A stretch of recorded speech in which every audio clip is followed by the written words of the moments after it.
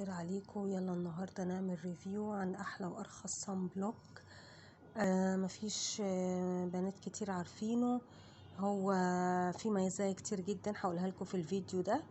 اولا هو اسباني، هو مش مصري.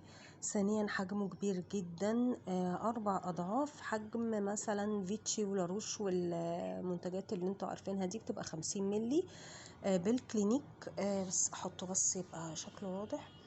بالكلينيك 200 ملي، بصوا 200 ملي.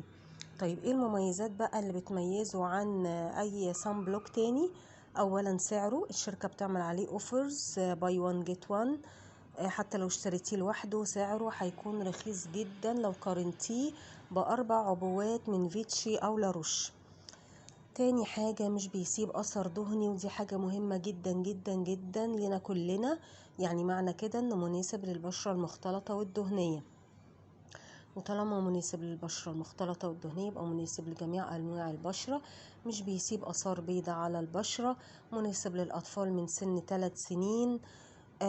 very high protection، SPF 50، SPF 50 بالكلينيك. اوكي، انا خلصت النهارده الريفيو بتاعي، يا رب يكون عجبكم. لو لسه اول مره تتابعيني، انا جيسي. دوسي على سبسكرايب، لو عجبك الفيديو دوسي على لايك، واشوفكم في فيديوهات تانية كتير. باي باي.